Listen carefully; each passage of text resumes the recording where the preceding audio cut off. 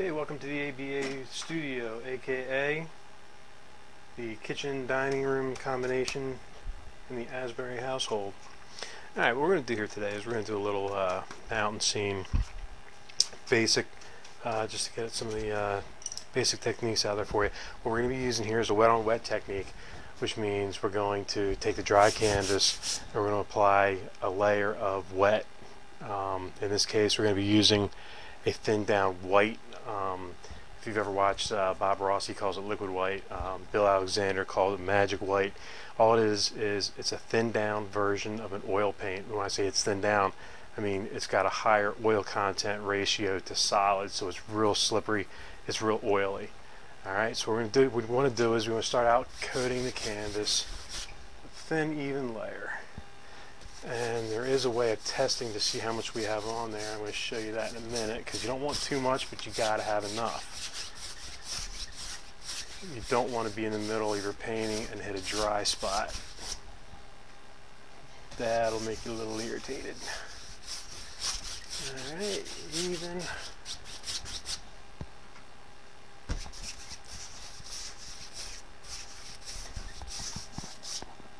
Bristle gets in the way, that's alright.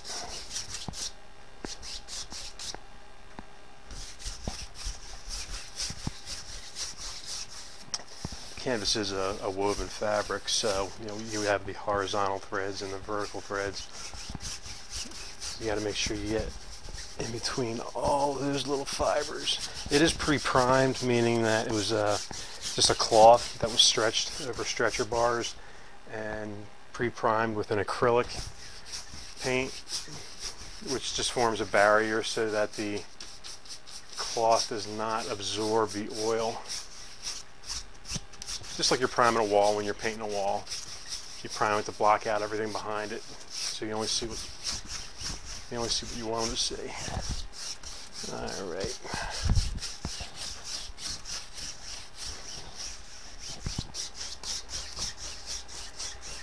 What we're going to do to test this to see if we've got enough and we don't have too much is we're going to use what we call the fingertip test. All right, we're going to touch the canvas. And what you should get is nothing but seeing the ridges on your fingerprint. If the valleys are white, I don't know if you can see that or not, then you've got too much paint on there. That is perfect. Down here, we're light. Perfect. A little light. All right, so we know where we got to add just a little bit more.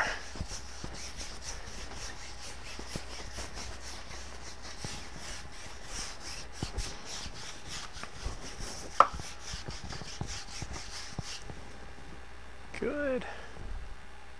Just a little light down there.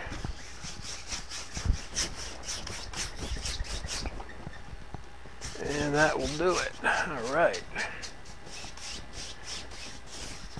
We're working on an 18 by 24 canvas here because I want it to be large enough for you to see, but yet I don't want it to be too large because a massive canvas takes a lot of time to cover. All right. We're going to be working with here today is we've got a little bit of alizarin crimson, a very little bit. We're not going to need much at all. Honestly, it wasn't even worth putting on the palette, but to get it on the canvas, you got to get it out of the tube. So we got alizarin crimson, Van Dyke brown, sap green, cobalt blue, phthalo blue, and these are both titanium white. I like to put 2 on the palette because we're going to be switching back and forth here, and we're going to need clean titanium white, and I don't want to contaminate colors. So that's just a precaution for myself. You don't need to do that. All right, so what we're going to do is we're going to get some color on the canvas. Just a little bit of that alizarin crimson. A little of this goes a long, long way. Get even distribution in the bristles. We're going to start right about here.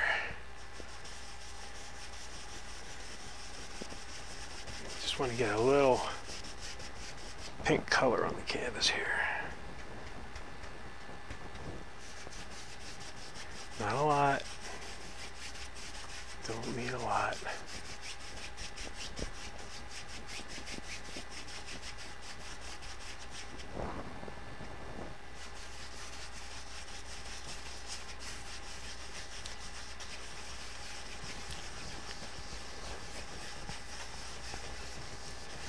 leave a little variation in it.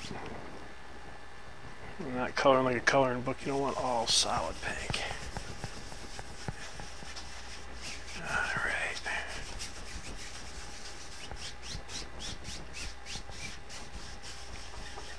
Take it up a little bit more.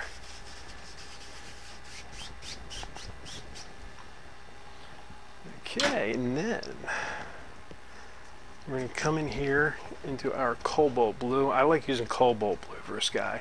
To me, it's just a little bit more of a natural color for a blue sky. I know a lot of people like to use phthalo blue.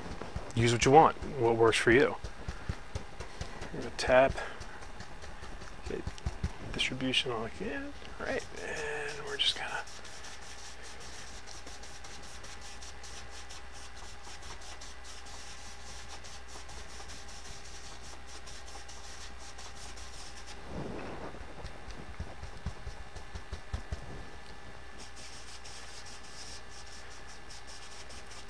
once again, we're leaving dark and light spots.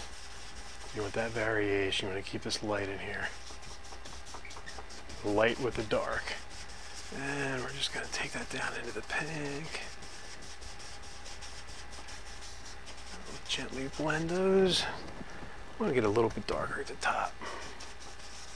Maybe mix a little bit of phthalo with that. Nice little variation in color.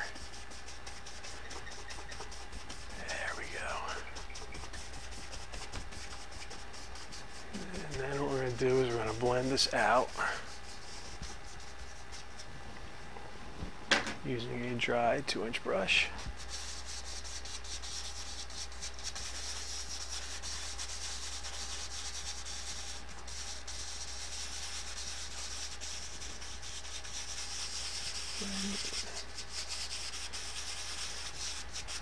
Don't over blend. You want to keep these variations here. You can see the dark and the light. It's going to give you a little bit of indication that, you know, air density change.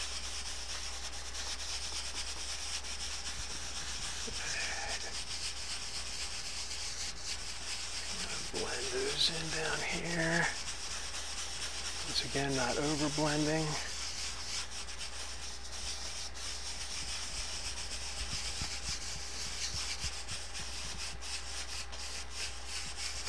A lot of this you're going to see, well, yeah, we're going to cover a lot of this up, but now you're going to see some of it.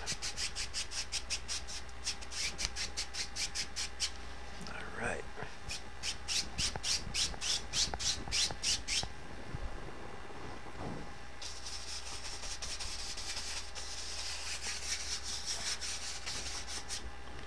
And it gives us a nice, quick little sky to start out with. Alright, next we're going to add in some clouds.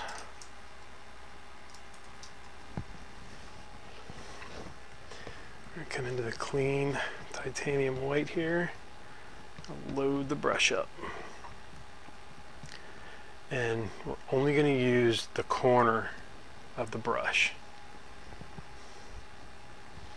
We're going to come in here, we're going to be nice and loose. Just kind of let it dance on the canvas.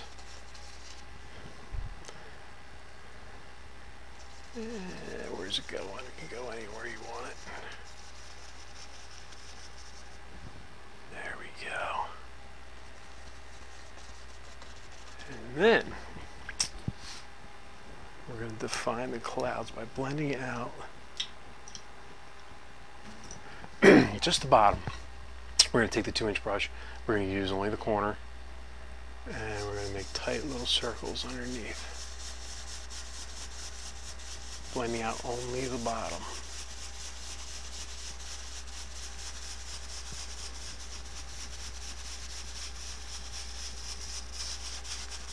Then we're going to come in, we're going to fluff the top up very gently.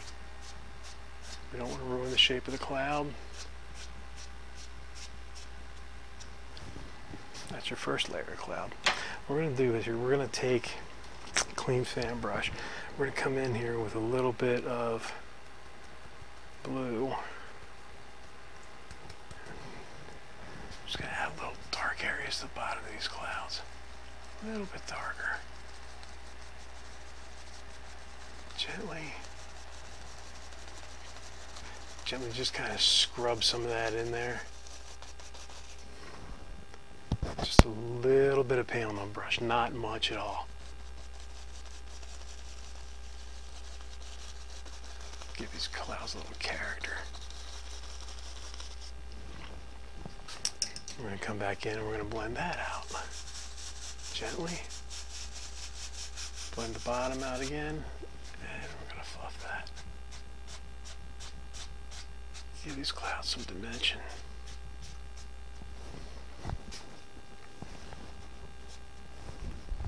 And what really makes your paintings pop and stand out is going to be adding depth, and the way we add depth is we add layers. So we're going to come back in here for another row of clouds. And we're going to slightly overlap on the other cloud. It's going to make the first cloud we put in there push farther back. And one thing you want to be careful here is you fight the symmetry. You're going to want to make everything symmetrical. Sorry, nature's not symmetrical, so we can't be symmetrical.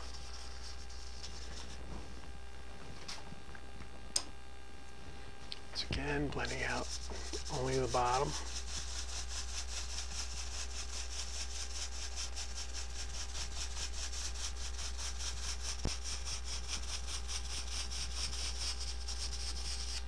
Come back in and just gently fluff the tops up. You see we've already added so much depth just by that top layer.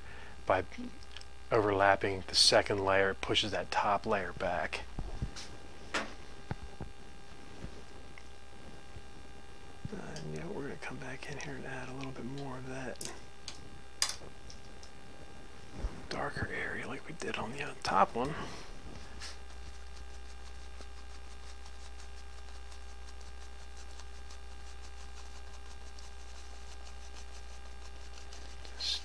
Gently scrubbing in and blend that out.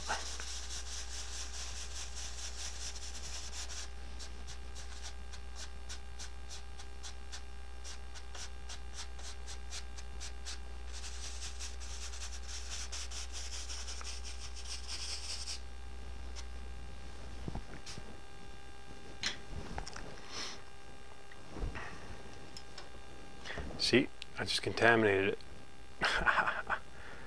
That's all right.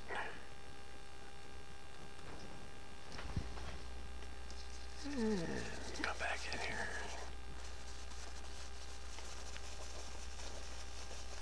Dance in.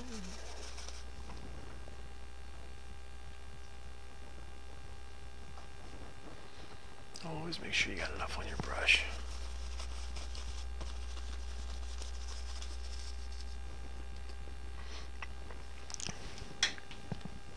Blend out the bottom.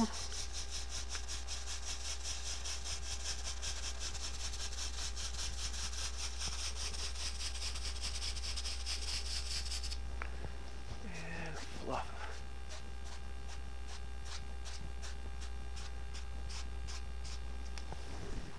Oh, that's looking good.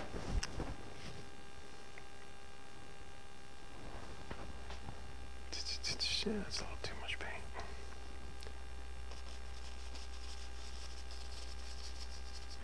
Notice I'm not really adding a whole lot in the middle here.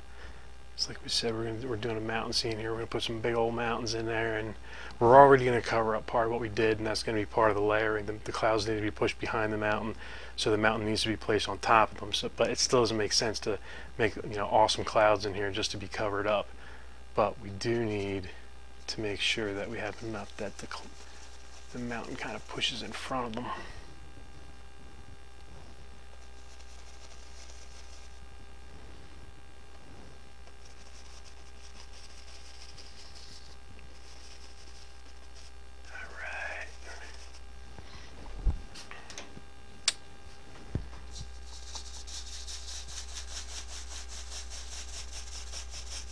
And all this blending, when I say we're blending out the clouds and we blended the pink and the blue, You know, none of that would be possible if we didn't put down that first wet layer.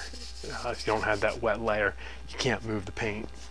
You can't blend the paint on the canvas, and that's part of the beauty of the wet on wet technique, and that's how you get effects, is blending it directly on the canvas.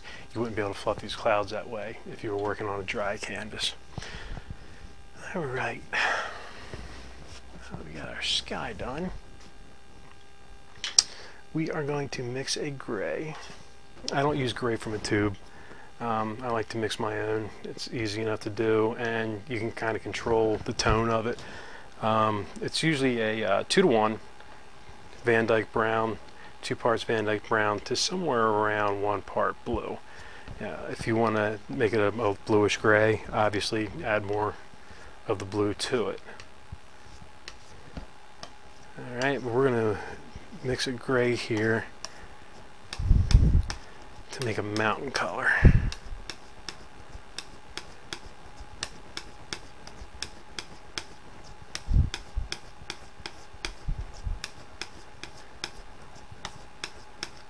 There we go.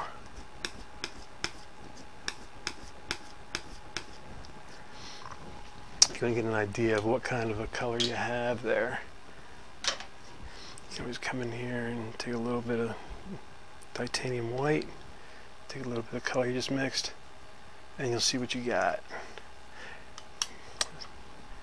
Got a nice gray, a little bit to the blue side, which is what I want. That's fine. There's nothing wrong with that. Alright, so now I'm going to come into this mountain color. We're going to pull it out and get it nice and thin. We're coming in here and we're going to cut a little bit off.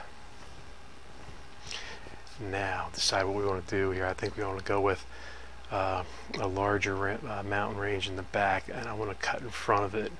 Once again,